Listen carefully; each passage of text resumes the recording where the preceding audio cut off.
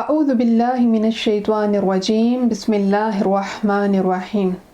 اللہم صلی علی سیدنا و مولانا محمد وعلی آلہ وصحبہ وبارک وسلم۔ بحمد اللہ تعالی ماہ رمضان المبارک میں ہم دورہ قرآن عرفان الہدایہ UK کے پلیٹ فارم سے کر رہے ہیں، اور آج ہم دورہ قرآن کی 9ویں نشست میں حاضر ہیں۔ آج کی نشست کا ہم آغاز کریں گے سورہ توبہ کے بقیہ مضامین سے۔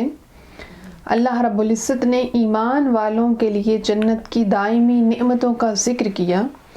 اور فرمایا کہ جن لوگوں نے اسلام قبول کرنے میں اور جو ایمان لانے میں پہل کرنے والے مہاجر اور انصار اور نیکی کے ساتھ ان کی اتباع کرنے والے، ان کے لیے اللہ نے اپنی دائمی رضامندی کی قطعی سند بیان فرمائی اور فرمائی کہ ایسے لوگوں کے لیے جنت کی دائمی نعمتوں کا ذکر ہے،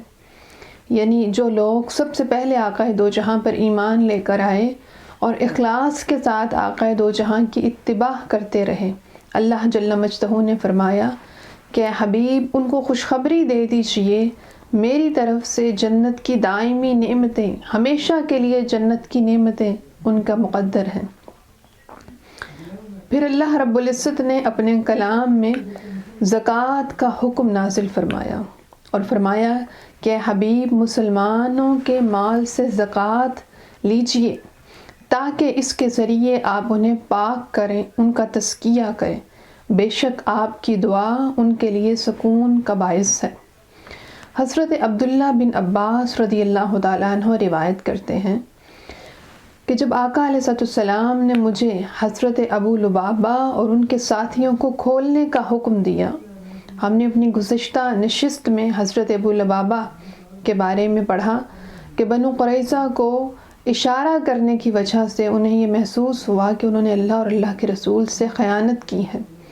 سو انہوں نے خود کو مسجد کے ستون سے باندھ لیا۔ یہاں آگے کا واقعہ درج ہے کہ کھولنے کا حکم دیا تو حضرت ابو لبابہ رضی اللہ تعالیٰ عنہ نے اپنا مال آقا دو جہاں کی بارگاہ اقدس میں پیش کیا اور عرض کی یا رسول اللہ صلی اللہ علیہ وآلہ وسلم میرے اس مال سے صدقہ کیجیے۔ آقا علیہ السلام نے صدقہ کرنے سے انکار کر دیا۔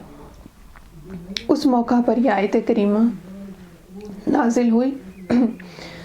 کہ خذ من اموالہم صدقۃ تطہرہم وتزکیہم، کہ اے حبیب ان کے مال سے صدقہ کیجئے اور انہیں پاکیزہ کیجئے، ان کا تزکیہ کیجئے، ان کو طاہر کر دیجئے۔ حضرت ابو لبابہ عرض کرتے ہیں یا رسول اللہ میرے مال سے صدقہ کیجئے۔ جب یہ حکم آ گیا تو آقا علیہ السلام نے صدقہ بھی قبول کیا، آپ کے مال سے صدقہ کیا اور پھر آپ کے لیے دعا کی، جسے اللہ رب العزت نے قرآن میں ذکر کیا کہ آپ کی دعا ان کے لیے سکون کا باعث ہے۔ اس کے بعد اللہ رب العزت نے اپنے کلام میں مسجد ضرار کا ذکر کیا۔ مسجد ضرار یہ وہ مسجد ہے جسے منافقین نے فتنہ و فساد کے لیے بنایا۔ منافقین نے آقا دو جہاں صلی اللہ علیہ وآلہ وسلم کو اس مسجد میں نماز پڑھنے کے لیے دعوت دی۔ مقصد یہ تھا کہ آقا دو جہاں کی آمد سے یہ مسجد مستند ہو جائے گی، اس کی اہمیت بڑھ جائے گی۔ سو اللہ رب العزت نے قرآن میں منع فرمایا کہ اے حبیب، اور بتایا کہ یہ مسجد مسلمانوں کو ضرر پہنچانے، کفر پھیلانے، اہل ایمان کے درمیان تفرقہ پیدا کرنے، اللہ اور اللہ کے رسول سے جنگ کرنے والوں کا مرکز ہے، اور فرمایا کہ اے حبیب یہ سازشوں کا مرکز ہے۔ اللہ رب العزت نے آقا دو جہاں کو سفر سے واپسی پر مسجد قباء میں حکم دیا قیام کا، اور فرمایا کہ یہ وہ مسجد ہے جس کی بنیاد تقوی پر رکھی گئی ہے۔ سو مسجد ضرار کی نشاندہی کر دی کہ یہ وہ مسجد ہے جس کا مقصد سازشیں پھیلانا ہے، اور اس مقصد کی خاطر اس کی بنیاد رکھی گئی، جبکہ مسجد قباء وہ مسجد ہے جس کی بنیاد تقوی ہے، اللہ رب العزت کی رضا ہے، اخلاص ہے۔ اور فرمایا کہ جس میں اللہ کے پسندیدہ بندے نماز پڑھتے ہیں سو منفی مقاصد کے لیے بنائی ہوئی مسجد اور دیگر مساجد بھی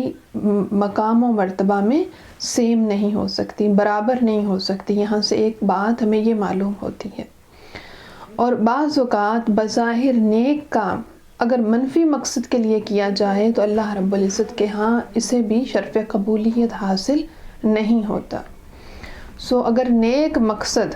بد نیت کے ساتھ اور بری نیت کے ساتھ کیا جائے تو وہ بھی اللہ کی بارگاہ میں شرف قبولیت نہیں رکھتا۔ پھر اللہ رب العزت نے اہل ایمان کی تجارت کا ذکر کیا اور فرمایا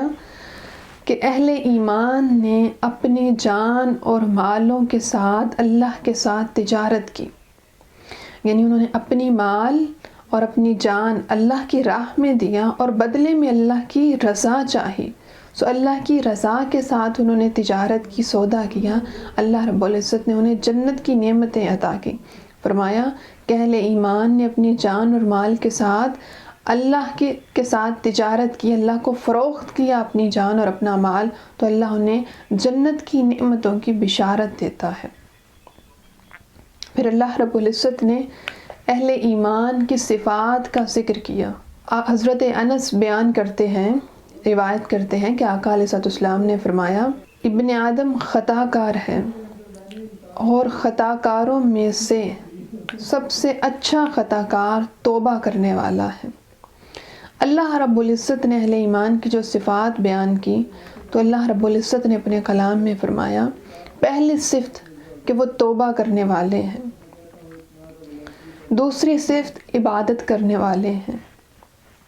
تیسری صفت بیان کی کہ وہ اللہ کی حمد کرنے والے ہیں، وہ روزہ رکھنے والے ہیں، وہ رکوع و سجود کرنے والے ہیں، وہ نیکی کا حکم دینے والے ہیں، فرمایا وہ برائی سے روکنے والے ہیں اور اللہ کی حدود کی حفاظت کرنے والے ہیں۔ سو اس آیت اور ان صفات کی تفسیر میں حضرت عبداللہ بن مسعود روایت کرتے ہیں کہ آقا علیہ السلام نے فرمایا گناہوں سے توبہ کرنے والے شخص کی مثال اس طرح ہے جیسے کہ اس نے گناہ کیا ہی نہیں۔ پھر حضرت عبداللہ بن عباس روایت کرتے ہیں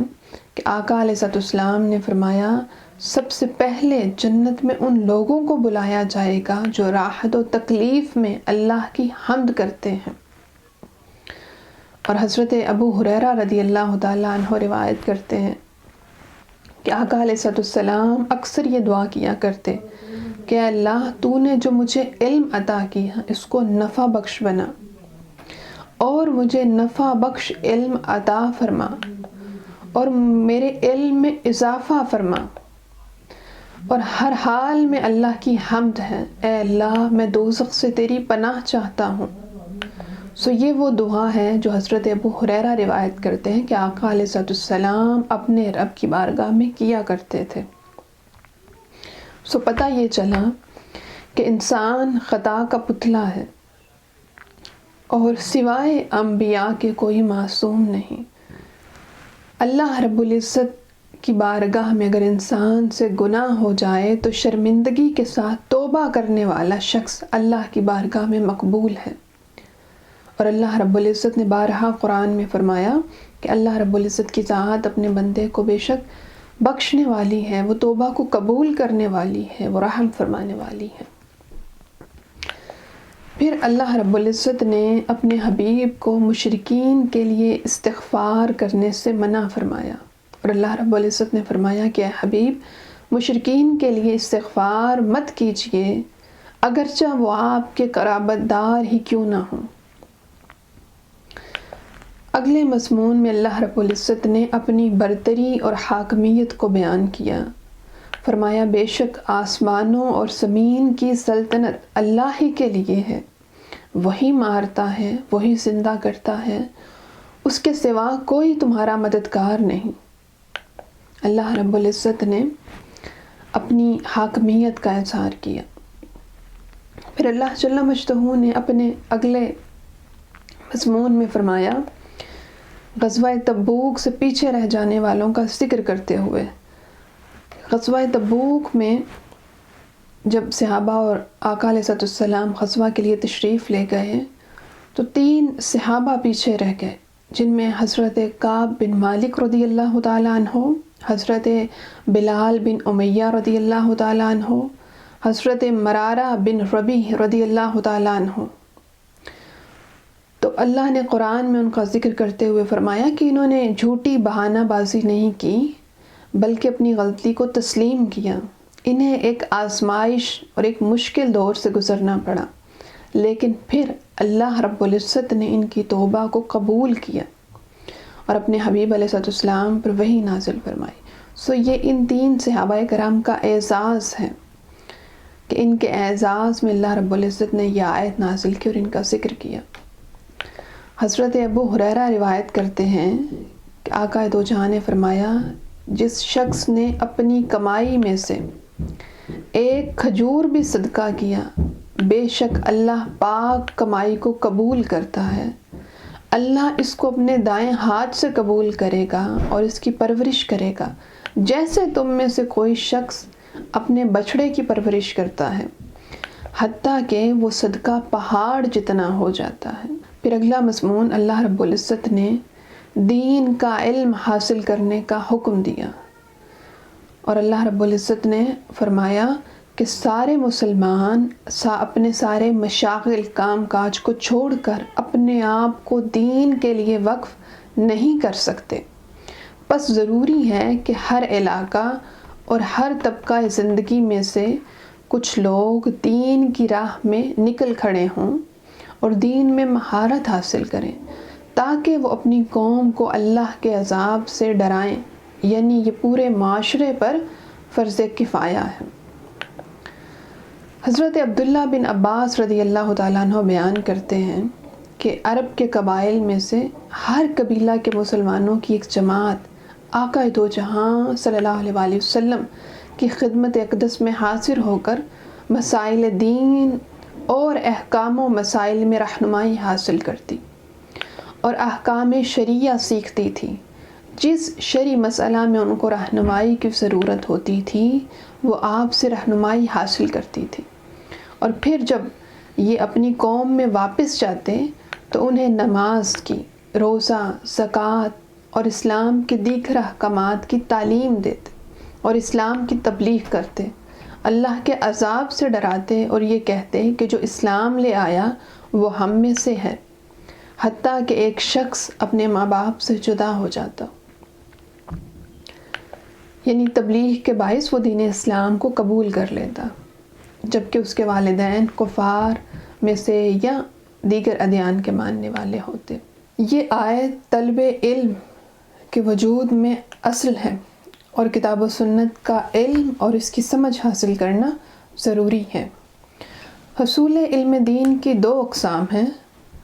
نمبر 1 فرض عین، جس کا سیکھنا ہر مسلمان کے لیے فرض ہے،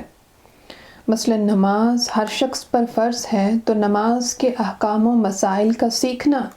ہر شخص پر فرض ہے۔ اسی طرح روزہ ہر مسلمان پر فرض ہے تو اس کا علم حاصل کرنا ہر شخص پر فرض ہے۔ اس کے علاوہ زکوٰۃ اگر کسی شخص پر فرض ہے تو اس کے لیے ضروری ہے کہ وہ زکوٰۃ کے مسائل کا علم حاصل کرے۔ جو شخص حج کے لیے روانہ ہو اس کے لیے حج کے ارکان، واجبات اور موانع کا علم حاصل کرنا ضروری ہے۔ اور جس شخص کا نکاح ہو، یعنی جو شخص نکاح کر رہا ہو، اس پر لازم ہے کہ وہ پہلے نکاح، طلاق اور حقوق زوجین کا علم حاصل کرے، اور ان علوم کے حاصل کرنے پر فرضیت کی جو دلیل ہے حدیث وہ یہ کہ حضرت انس بن مالک رضی اللہ تعالیٰ عنہ روایت کرتے ہیں کہ آقا دو جہاں صلی اللہ علیہ وآلہ وسلم نے فرمایا، علم کی طلب کرنا ہر مسلمان پر فرض ہے۔ پھر علم دین کی دوسری قسم جس کا حصول فرض کفایہ ہے وہ تمام احکام شریعہ اور مسائل دینیہ کا ان کے دلائل کے ساتھ علم حاصل کرنا۔ جب کسی عام شخص کو زندگی میں کوئی عملی یا اقتصادی مسئلہ درپیش ہو تو وہ عالم دین کے پاس جائیں اور عالم دین اس مسئلے کا حل پیش کر سکے۔ علم کی یہ وہ قسم ہے جو معاشرے میں سے اگر چند لوگ بھی حاصل کر لیں تو یہ فرض ادا ہو جائے گا۔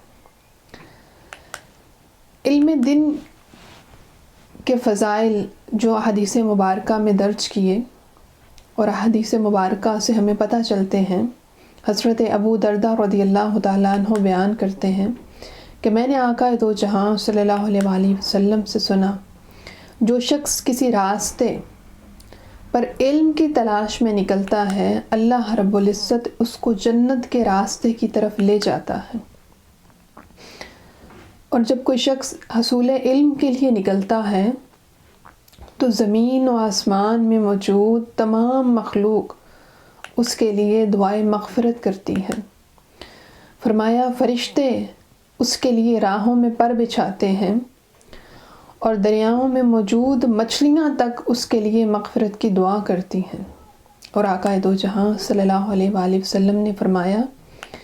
کہ انبیاء کی وراثت دینار اور درہم نہیں بلکہ علم ہے، اور انبیاء کے وارث علماء ہیں۔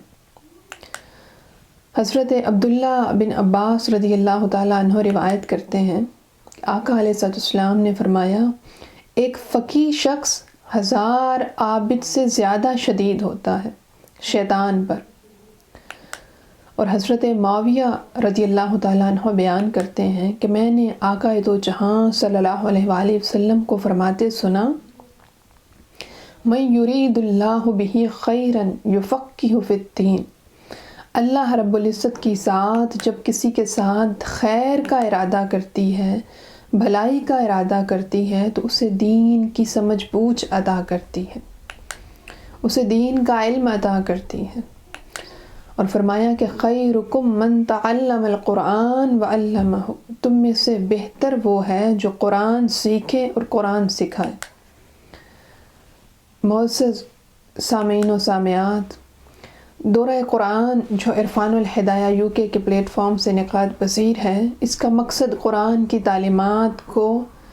معاشرے میں عام کرنا ہے، قرآن کے فہم کو عام کرنا ہے، قرآن کی سمجھ کو عام کرنا ہے، اور یہ ایک صدقہ جاریہ ہے۔ آپ میں سے جو بہن جس بہن کو بھی اس کا میسج پہنچائے اور پھر وہ یہاں سے کچھ علم حاصل کرے تو یہ اس کے لیے بھی اور پیغام پہنچانے والی کے لیے، میسج کنوے کرنے والی باجی کے لیے بھی صدقہ جاریہ ہے۔ سو کوشش کریں کہ میکسیمم خواتین تک اس پیغام کو پہنچائیں، دورہ قرآن میں شرکت کریں، قرآن کا علم حاصل کریں، اور جہاں ایک طرف یہ صدقہ جاریہ ہے، وہاں یہ علم اس لیے ہمارے لیے اہم ہے کہ ہم اس پر عمل پیرا ہو کر اپنی زندگیوں میں تبدیلی لا سکیں، اپنی زندگیوں کو اللہ اور اللہ کے رسول صلی اللہ علیہ وآلہ وسلم کے احکامات کے تابع کر سکیں۔ پھر آگے اللہ رب العزت نے کفار سے جنگ کرنے کا حکم دیا اور فرمایا کہ اے اہل ایمان، کفار سے جنگ کرو جو تمہارے قریب ہیں، اور چاہیے کہ وہ تمہارے دل میں سختی محسوس کریں، اور اچھی طرح یقین رکھو کہ اللہ متقین کے ساتھ ہے۔ پھر اللہ رب العزت نے وحی کے نزول کا ذکر کیا اور فرمایا کہ اللہ وحی ربانی نازل کرتا ہے، یعنی اپنی وحی کو رب اپنی طرف سے جو وحی نازل کرتا ہے تو اس وحی کے ذریعے وہ مخلص مومنوں کے ایمان کو تقویت دیتا ہے، اور منافقین اور منکرین کے کفر اور نفاق کی بیماری میں اضافہ ہوتا ہے۔ یعنی جب اللہ کا کلام نازل ہوتا ہے تو ایک طرف ایمان والوں کا ایمان بڑھتا ہے تو دوسری طرف منافقین اور منکرین کا حسد، کفر اور نفاق بھی بڑھ جاتا ہے۔ پھر اللہ رب العزت نے اپنے کلام میں آگے سورہ یونس کا ذکر ہے، اور سورہ یونس قرآن مجید کی 10ویں سورت ہے، اور یہ اپنے دور کے اعتبار سے مکی دور میں نازل ہوئی، یعنی مکی زندگی کے آخری دور میں نازل ہوئی۔ اس کی آیات کی تعداد 109، جبکہ سورہ یونس اس صورت کی وجہ تسمیہ یہ ہے کہ اس صورت میں حضرت یونس علیہ السلام کا ذکر ہے، اسی وجہ سے اس کا نام یونس ہے۔ اور اہم مضامین کی طرف چلتے ہیں۔ اس سورہ مبارکہ کا آغاز حروف مقطعات سے ہوا، الف لام را، اور یہ وہ حروف ہیں جن کا معنی اللہ اور اللہ کے حبیب کے سوا کوئی نہیں جانتا، سوائے اس کے کہ وہ ذات خود اپنے کسی خاص بندے پر اس معنی کو ظاہر فرما دے۔ اہل تقوی کے لیے مظاہر قدرت میں نشانیاں ہیں۔ اللہ رب العزت نے فرمایا کہ اللہ ہے جو سورج کو روشن کرتا ہے، روشنی دینے والا ہے، چاند کو روشن بنانے والا ہے، اور فرمایا کہ گردش لیل و نہار یعنی دن اور رات کی گردش آسمان کی پیدائش میں اہل تقوی کے لیے نشانیاں ہیں، یعنی جو متقین ہیں وہ اس میں غور و فکر کرتے ہیں اور اس نتیجے پر پہنچتے ہیں کہ کوئی ہے یکتا ذات جو ان ساری چیزوں کو، ان سارے معاملات کو لے کر چلنے والی ہے، اس سارے نظام کو بنانے والی ہے۔ پھر اللہ نے منکرین حشر کا ذکر کیا، فرمایا جو لوگ ہم سے ملاقات کی توقع نہیں رکھتے وہ دنیا کی زندگی سے راضی ہو گئے ہیں، وہ اس پر مطمئن ہیں اور وہ ہماری آیتوں سے غافل ہیں۔ فرمایا یہ وہی لوگ ہیں جن کا ٹھکانہ دوزخ ہے، ان کے کاموں کی وجہ سے، یعنی جو یہ کام دنیا میں کرتے ہیں اور آخرت کو بھلا بیٹھے ہیں، آخرت کا انکار کرتے ہیں اور دنیا کی زندگی پر اتنے راضی ہیں کہ اسی کو سب کچھ سمجھتے ہیں۔ فرمایا ایسے لوگوں کا ٹھکانہ دوزخ ہے ان کے اپنے کاموں کی وجہ سے۔ پھر ساتھ ہی اللہ رب العزت نے ایمان والوں کا ذکر کیا، فرمایا بے شک جو لوگ ایمان لائے، انہوں نے نیک عمل کیے، ان کا رب ان کے ایمان کی وجہ سے انہیں دائمی جنتوں کی طرف دعوت دے گا جس کے نیچے نہریں اور دریا بہتی ہوں گی۔ اللہ رب العزت کے کلام کا یہ اسلوب ہے کہ جہاں ایک طرف اس نے اہل دوزخ کا ذکر کیا، وہیں ساتھ اللہ جل مجدہ نے اہل جنت کا ذکر کیا۔ پھر اللہ رب العزت نے فرمایا کہ اہل جنت میں جب وہ لوگ جائیں گے تو ان کی پکار ہوگی، اے اللہ تو پاک ہے، اور جنت میں اہل جنت ایک دوسرے کے لیے دعا کریں گے، اور وہ کیا دعا کریں گے؟ سلامتی بھیجیں گے، اور ہر بات کے آخر میں ان کا کہنا ہوگا الحمدللہ رب العالمین، کہ تمام تعریفیں اللہ کے لیے ہیں جو تمام جہانوں کا پالنے والا ہے۔ اس کے بعد اللہ رب العزت نے اپنے کلام میں دنیا کے مفاد طلب کرنے میں جلدی کرنے والوں کا ذکر کیا اور فرمایا کہ یہ لوگ دنیا کے مفاد طلب کرنے میں جتنی جلدی کرتے ہیں،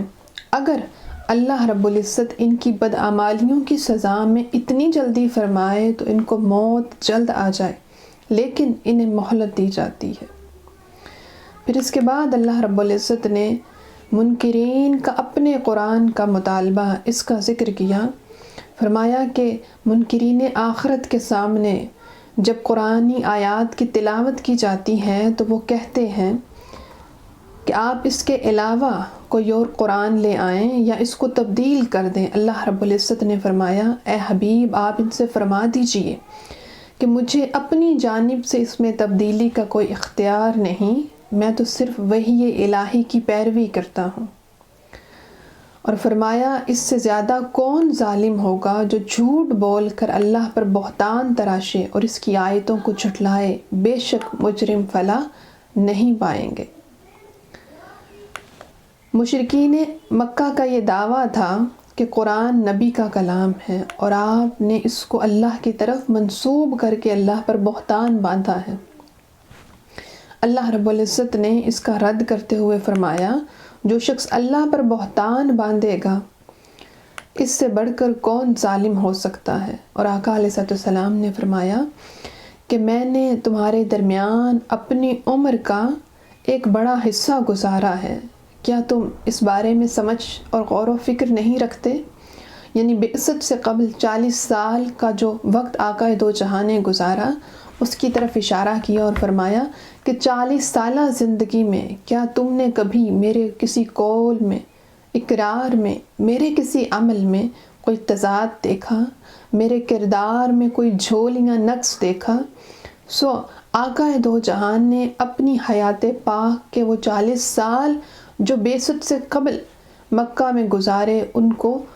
ایک ثبوت کے طور پر پیش کیا، ایک دلیل کے طور پر پیش کیا۔ پھر اللہ رب العزت نے اپنے کلام میں اپنی نعمتوں کا ذکر کیا اور فرمایا کہ اللہ ہی ہے جو دریاؤں میں کشتیوں کو چلاتا ہے، وہ اللہ ہی ہے جو بارش سے پانی برساتا ہے بارش کے ذریعے، اور پھر اس بارش کے پانی سے انسانوں اور جانوروں کو خوراک عطا کرتا ہے، سبزیاں اگاتا ہے، گھاس پھوس اگاتا ہے۔ لیکن انسان کی فطرت یہ ہے کہ جب وہ طوفان کی گرداب میں پھنس جاتا ہے تو وہ آخری سہارے کے طور پر اللہ رب العزت کو پکارتا ہے، لیکن جب مصیبت ٹل جاتی ہے تو وہ اللہ کی نافرمانی شروع کر دیتا ہے۔ اللہ رب العزت نے فرمایا ایسا بھی ہوتا ہے کہ کبھی فصل پک کر تیار ہوتی ہے، اچانک کسی آفت کے نتیجے میں تباہ و برباد ہو جاتی ہے، حالانکہ انسان سمجھتا ہے کہ اب یہ میرے قبضہ قدرت میں ہے، لیکن حکم صرف اللہ کا چلتا ہے۔ پھر آگے اللہ رب العزت نے قیامت کا ذکر کیا اور فرمایا کہ قیامت کے روز نیک اعمال کرنے والوں کو بہترین جزا ملے گی،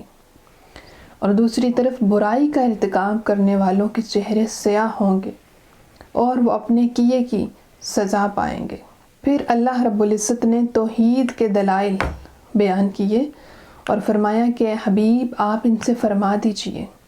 تمہیں آسمان اور زمین سے رزق کون دیتا ہے؟ کان اور آنکھ کا مالک کون ہے؟ مردے سے زندہ اور زندے سے مردہ کون نکالتا ہے؟ نظام کائنات کو کون چلاتا ہے؟ تو وہ ضرور کہیں گے اللہ۔ فرمایا پھر اللہ سے ڈرتے کیوں نہیں؟ یہی اللہ ہے جو تمہارا برحق رب ہے۔ پھر اللہ نے فرمایا کہ قرآن ایسی چیز نہیں کہ اللہ کی وحی کے بغیر اس کو گھڑ لیا جائے، لیکن یہ تمام آسمانی کتابوں کی تصدیق کرتی ہے، اس میں کوئی شک نہیں، یہ رب العالمین کی جانب سے ہے۔ پھر اللہ رب العزت نے فرمایا کہ وہ کہتے ہیں کہ رسول نے اس کتاب کو خود گھڑ لیا، فرمائیے پھر تم اس کی مثل ایک صورت لے آؤ اور اللہ کے سوا جن کو تم بلا سکتے ہو ان کو بلا لو اگر سچے ہو۔ پھر اللہ رب العزت نے فرمایا بلکہ اصل بات یہ ہے کہ انہوں نے اس چیز کو جھٹلایا جس کا انہیں پوری طرح علم نہیں ہو سکا تھا، اور ابھی تک اس کے جھٹلانے کا انجام نہیں آیا۔ اس طرح ان سے پہلے لوگوں نے بھی جھٹلایا تھا، پھر دیکھ لو ظالموں کا انجام کیسا ہوا۔ اور ان میں سے بعض وہ لوگ ہیں جو اس پر ایمان لائیں گے، اور ان میں سے بعض وہ لوگ ہیں جو ایمان نہیں لائیں گے۔ اور فساد کرنے والوں کو اللہ کی ذات خوب جانتی ہے۔ اللہ رب العزت نے فرمایا اگر ہر ظالم کی ملکیت میں روئے زمین کی تمام چیزیں ہوتی تو وہ عذاب الہی سے بچنے کے لیے ان سب کو ضرور دے ڈالتا، اور جب وہ عذاب کو دیکھیں گے، اپنی آنکھوں سے دیکھ لیں گے، تو اپنی پشیمانی کو، اپنی شرمندگی کو چھپائیں گے۔ اور اللہ نے فرمایا کہ ان کے درمیان عدل سے فیصلہ کیا جائے گا اور ان پر بالکل ظلم نہیں کیا جائے گا۔ اللہ رب العزت نے قیامت کے دن کی 3 صفات کا ذکر کیا۔ فرمایا ظالم کے بس میں ہوتا تو پوری کائنات کی دولت دے کر بھی اپنے آپ کو اللہ کے عذاب سے چھڑانے کی کوشش کرتا، سعی کرتا، اور عذاب کو دیکھ کر پشیمانی ہوگی مگر اس کو چھپانے کی کوشش کریں گے۔ اور اللہ نے فرمایا کہ ان کے درمیان عدل سے فیصلہ کیا جائے گا۔ اور فرمایا بے شک آسمانوں اور زمین میں جو کچھ ہیں وہ اللہ ہی کی ملکیت میں ہے، بے شک اللہ کا وعدہ برحق ہے، لیکن ان میں سے اکثر لوگ نہیں جانتے۔ وہی زندگی دیتا ہے، وہی زندگی لیتا ہے، اسی کی طرف لوٹ کر جاؤ گے۔ پھر اس کے بعد اللہ رب العزت نے قرآن مجید کی شان کو بیان کیا اور فرمایا کہ یہ آپ کے رب کی جانب سے آپ کے پاس ایک عظیم نصیحت ہے جو دلوں کی بیماریوں کے لیے شفا ہے اور مومنوں کے لیے ہدایت اور رہنمائی ہے۔ پھر اللہ رب العزت نے اپنے کلام میں اولیاء اللہ کا ذکر کیا، اپنے ولیوں کا، اپنے دوستوں کا ذکر کیا، اور اللہ نے فرمایا کہ انہیں نہ کسی آنے والی بات کا خوف ہوگا، نہ کسی گزری ہوئی بات کا رنج و ملال ہوگا۔ یہ وہ لوگ ہیں جو ایمان لائے اور ہمیشہ تقوی پر کاربند رہے، ان کے لیے دنیا کی زندگی میں بھی بشارت ہے اور آخرت میں بھی۔ اور فرمایا کہ اللہ کے کلمات میں تبدیلی نہیں ہوتی، یہ بڑی کامیابی ہے۔ یعنی اللہ رب العزت نے اپنے اولیاء کے لیے جو خوشخبریاں سنا دیں، اللہ نے فرمایا اب ان میں کوئی تبدیلی نہیں ہوگی، یہ اللہ کے احکام ہیں، یہ اللہ کا کلام ہے، اور یہ بڑی کامیابی ہے۔ پھر اللہ رب العزت نے حضرت نوح علیہ السلام کا ذکر کیا، اور حضرت نوح علیہ السلام کی قوم کا ذکر کیا۔ حضرت نوح علیہ السلام نے اپنی قوم سے کہا کہ میرا تمہارے درمیان رہنا اور تمہیں اللہ کی آیتوں کے ساتھ نصیحت کرنا تمہیں کیوں ناگوار گزرتا ہے، جبکہ میں تو اللہ پر توکل کرنے کا کہہ رہا ہوں، اور میں نے اللہ پر توکل کیا اور تم سے دعوت حق کے صلے میں کوئی اجر طلب نہیں کیا۔ تو انہوں نے حضرت نوح علیہ السلام کو جھٹلایا۔ اللہ نے فرمایا ہم نے نوح علیہ السلام اور ان کے ساتھیوں کو، ان کے پیروکاروں کو نجات عطا کی، اور آیات الہی کو جھٹلانے والوں کو طوفان میں غرق کر دیا۔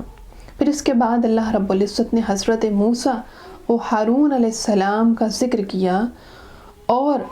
اس قوم کے لیے جس کی طرف بھیجا گیا ان کا ذکر کیا۔ فرمایا انہوں نے قبول حق سے تکبر کیا، وہ مجرم لوگ ہیں۔ قوم فرعون نے موسیٰ علیہ السلام کے معجزات کو جادو قرار دیا اور کہا کہ آپ ہمیں ہمارے آباء و اجداد کے دین سے پھیرنا چاہتے ہیں اور زمین پر اپنی سرداری چاہتے ہیں۔ پھر اس کے بعد جادوگروں سے حضرت موسیٰ علیہ السلام کے مقابلے کا ذکر کیا۔ یہاں اللہ رب العزت نے جس کا ذکر ہم اپنی گزشتہ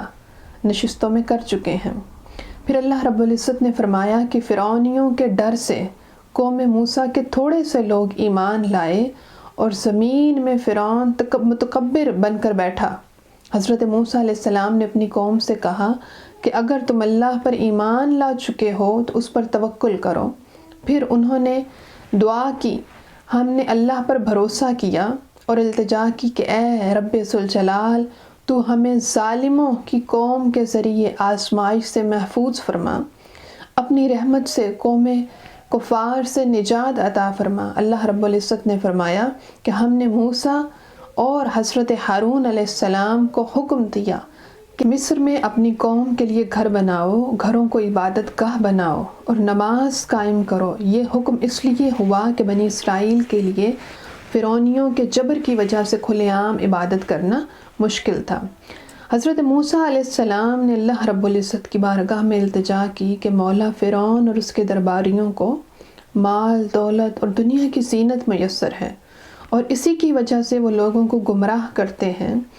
تو ان کے مال کو تباہ کر دے اور ان کے دلوں کو سخت کر دے۔ اللہ رب العزت نے فرمایا کہ میں نے آپ کی دعا کو قبول کیا،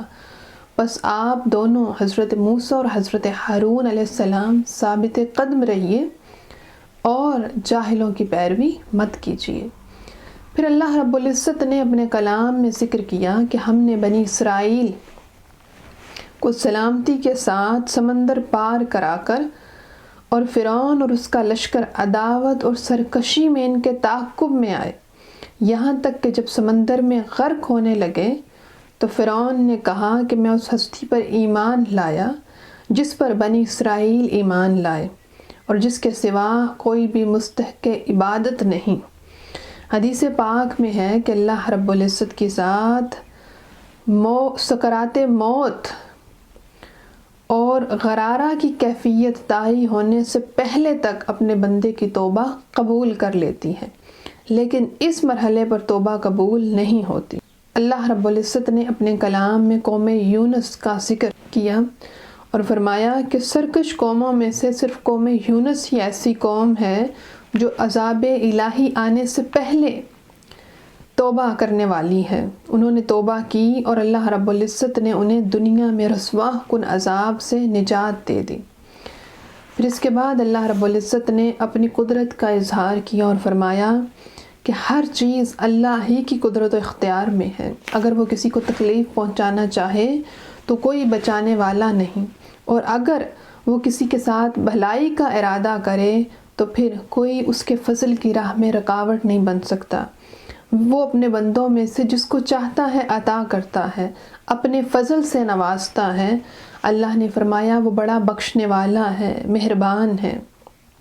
اور اے حبیب فرما دیجئے کہ آپ کے پاس حق آ پہنچا ہے، حق آ چکا ہے، سو جس نے ہدایت کو اختیار کیا اسی کو فائدہ پہنچے گا، اور جس نے گمراہی کو اختیار کیا اسی کو اس کا وبال پہنچے گا، اس کی سزا ملے گی۔ پھر اللہ رب العزت نے اپنے کلام میں سورہ ہود کا ذکر کیا۔ سورہ ہود قرآن مجید کی 11ویں سورت ہے، اور یہ اپنے دور کے اعتبار سے مکی سورت ہے، جبکہ اس کی آیات کی تعداد 123 ہے، 123۔ اس سورت کے مضامین پر غور کیا جائے تو پتہ چلتا ہے کہ یہ سورت سورہ یونس کے ساتھ نازل ہوئی، اور بعید نہیں کہ اس سے متصل ہو، کیونکہ موضوع تقریر وہی ہے، مگر تنبیہ کا انداز اس سے بھی زیادہ سخت ہے جو سورہ یونس میں اختیار کیا گیا۔ حضرت ابوبکر صدیق رضی اللہ تعالیٰ عنہ نے عرض کی، یا رسول اللہ، میں دیکھتا ہوں کہ آپ بوڑھے ہوتے جا رہے ہیں، اس کی کیا وجہ ہے؟ آقا علیہ السلام نے فرمایا کہ مجھے سورہ ہود اور اس کے مضامین نے بوڑھا کر دیا۔ اس سورہ مبارکہ میں پے در پے تنبیہات نازل فرمائیں اللہ رب العزت نے۔ اس کے اہم مضامین کی طرف آتے ہیں۔ اس سورہ مبارکہ کا آغاز بھی حروف مقطعات سے ہوا۔ پھر اس کے بعد اللہ رب العزت نے منافقین کا ذکر کیا، فرمایا کہ وہ اپنے سینوں کو موڑتے ہیں تاکہ وہ اپنے آپ کو چھپائیں جس وقت وہ اپنے کپڑے اوڑے ہوتے ہیں، اور پھر فرمایا کہ وہ جس کو چھپاتے ہیں اور جس کو ظاہر کرتے ہیں اور جو کچھ سینوں میں ہے، اللہ ہر بات کو خوب جانتا ہے۔ حضرت عبداللہ بن شداد رضی اللہ تعالیٰ عنہ بیان کرتے ہیں کہ منافقین جب آقا دو جہاں کے پاس سے گزرتے تو اپنے سینے موڑ لیتے اور سر کو جھکا لیتے، تب یہ آیت کریمہ نازل ہوئی۔ اس کے بعد اللہ رب العزت نے رزق کا ذکر کیا اور فرمایا کہ زمین پر چلنے والے ہر جاندار کا رزق اللہ رب العزت کے ذمہ کرم پر ہے۔ وہ اس کے قیام کی جگہ، اس کی سپردگی کی جگہ سب کچھ جانتا ہے اور روشن کتاب میں محفوظ ہے۔ آقا دو جہاں صلی اللہ علیہ وآلہ وسلم نے فرمایا کہ ہر شخص کا رزق لکھا جا چکا ہے، اور وہ اپنے رزق کے اختتام سے پہلے اس دنیا سے نہیں جا سکتا۔ اور اسی طرح فرمایا کہ جب کسی کو موت آتی ہے تو وہ اپنی جو جائے مقررہ ہے اس کی طرف کسی نہ کسی وجہ سے ہجرت کر جاتا ہے، اور جب اپنی جائے مقررہ پر پہنچتا ہے تو پھر اسے موت آ جاتی ہے، اور قیامت کے دن وہ زمین اللہ رب العزت سے عرض کرے گی، مولا یہ تیری امانت ہے جو تو نے میرے حوالے کی تھی۔ پھر آگے اللہ رب العزت نے تخلیق کائنات کا مقصد بیان کیا اور فرمایا کہ تخلیق کائنات کا مقصد انسان کے خیر و شر کی آزمائش ہے، یعنی اس کائنات کی تخلیق کا ایک مقصد یہ ہے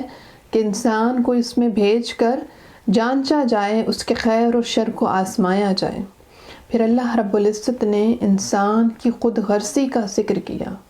فرمایا کہ اللہ جب کسی کو کوئی نعمت عطا کرتا ہے تو وہ اس پر شکر گزار نہیں ہوتا، یعنی انسان شکر گزاری نہیں کرتا،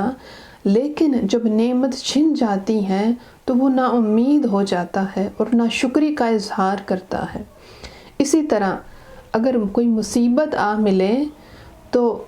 پھر انسان اس وقت اللہ کو یاد کرتا ہے، مگر جب مصیبت کے بعد کوئی نعمت ملے تو اس پر اترانے لگ جاتا ہے، شیخی بگاڑتا ہے۔ فرمایا البتہ جو ہر حال میں صابر و شاکر ہیں، عمل صالح کرنے والے ہیں، ان کے لیے بخشش ہے اور بڑا اجر ہے۔ پھر اللہ رب العزت نے اپنے کلام میں آقا دو جہاں کو تسلی دی۔ فرمایا کہ کفار اے حبیب آپ کو طرح طرح کی فرمائشیں کرتے ہیں اور کہتے ہیں کہ آپ پر کوئی خزانہ کیوں نہیں نازل ہوا اور آپ کی تائید کے لیے فرشتے کیوں نہیں بھیجے گئے۔ آپ اے حبیب اس بات پر اور ان کے طعنوں پر، ان کے مطالبات پر اپنے دل کو تنگ مت کیجیے۔ آپ کا کام صرف لوگوں کو عذاب الہی سے ڈرانا ہے۔ اس صورت میں بھی قرآن پاک کے کلام الہی ہونے کا جو انکار کرتے تھے منکرین، ان کو اللہ رب العزت نے چیلنج کیا اور فرمایا کہ تم اگر اس کلام کو کلام الہی کی بجائے کسی انسان کا کلام کہتے ہو تو پھر اس کلام جیسی کوئی 10 صورتیں بنا لاؤ۔ 10 صورتوں کا چیلنج اللہ رب العزت نے یہاں دیا۔ پھر اللہ رب العزت نے اہل ایمان کا ذکر کیا اور فرمایا کہ ایمان والے وہ ہیں جنہوں نے نیک اعمال کیے، اپنے رب کے حضور عاجزی کے ساتھ حاضر ہوتے ہیں۔ فرمایا یہ لوگ ہمیشہ جنت میں رہیں گے۔ اور پھر اللہ رب العزت نے آگے جنت کی نعمتوں کا ذکر کیا۔ اس کے بعد اللہ رب العزت نے یہاں حضرت نوح علیہ السلام کا اور ان کی قوم کا ذکر کیا اور حالات ان کے بیان کیے۔ فرمایا کہ اللہ کی طرف سے حضرت نوح علیہ السلام کو حکم ہوا کہ ہماری نگرانی میں اور ہماری وحی کے مطابق کشتی بنائیے اور ظالموں کے بارے میں ہم سے کوئی بات نہ کیجیے، وہ ضرور غرق ہو جائیں گے۔ پھر وہ کشتی بنانے لگے اور جب ان کی قوم کے سردار ان کے پاس سے گزرتے تو وہ ان کا مذاق بناتے، طرح طرح کے جملے کستے۔ تو حضرت نوح علیہ السلام نے فرمایا کہ وہ وقت آنے والا ہے کہ تمہارا مذاق بنایا جائے گا اور تمہیں پتہ چل جائے گا کہ رسوا کن عذاب کس پر آئے گا۔ اللہ رب العزت نے فرمایا جب ہمارا حکم عذاب آ پہنچا اور تندور ابلنے لگا تو ہم نے نوح علیہ السلام سے کہا آپ خود اور اپنے گھر والوں کے ساتھ اس کشتی میں سوار ہو جائیے اور ساتھ اپنے پیروکاروں کو، ایمان والوں کو لے لیجیے اور ہر چیز کے جوڑے یعنی نر اور مادہ کو سوار کر لیں۔ اور ان کے ساتھ ایمان والے بہت کم تھے۔ اللہ رب العزت نے ذکر کیا اور فرمایا کہ کشتی انہیں پہاڑ جیسی موجوں میں لیے جا رہی تھی کہ نوح علیہ السلام نے الگ کھڑے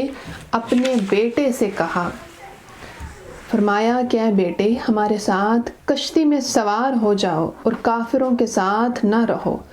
تو اس بیٹے نے کہا جس کا نام کنان ذکر کیا جاتا ہے کہ میں کسی پہاڑ میں پناہ لے لوں گا جو مجھے پانی سے بچا لے گا، مگر آپ کی کشتی میں سوار نہیں ہوگا اور وہ پہاڑ مجھے اس پانی سے بچا لے گا۔ تو حضرت نوح علیہ السلام نے فرمایا کہ آج اللہ کے حکم کے سوا کوئی بچانے والا نہیں، اس کے سوا کوئی رحم کرنے والا نہیں، وہ جس پر چاہے گا رحم فرمائے گا۔ پھر ان دونوں کے درمیان یعنی حضرت نوح علیہ السلام اور آپ کے بیٹے کے درمیان موجیں حائل ہو گئیں اور وہ ڈوب گیا۔ اللہ کی طرف سے حکم ہوا اے زمین پانی کو نگل لے، آسمان تھم جا اور پانی خشک ہو گیا۔ اللہ کا فیصلہ نافذ ہو گیا اور آپ کی کشتی ٹھہر گئی۔ حضرت نوح علیہ السلام نے اللہ رب العزت سے التجا کی، اے پروردگار میرا بیٹا میرے اہل سے ہے اور تیرا وعدہ سچا ہے، میرے اہل کو بچا لے۔ اللہ رب العزت نے فرمایا اے نوح وہ آپ کے اہل سے نہیں ہو سکتا، اس کے اعمال ٹھیک نہیں، اور جس بات کی حقیقت آپ کو معلوم نہ ہو اس کے بارے میں سوال نہ کیجیے۔ پھر طوفان نوح تھم جانے کے بعد وہ سلامتی کے ساتھ اتر گئے۔ اللہ رب العزت نے اپنے کلام میں گزشتہ اقوام کا ذکر اس لیے کیا تاکہ ہم نصیحت حاصل کریں، عبرت حاصل کریں اور اپنے اعمال کو درست کریں۔ اللہ رب العزت کی ذات ہمارے احوال پر کرم فرمائے اور ہمیں صحیح معنوں میں قرآن اور احادیث مبارکہ کی کی تعلیمات پر عمل پیرا ہونے کی توفیق عطا فرمائے۔ اسی کے ساتھ آج کی نشست کا وقت مکمل ہوا۔ کل تک کے لیے اجازت دیجیے۔ السلام علیکم ورحمۃ اللہ وبرکاتہ۔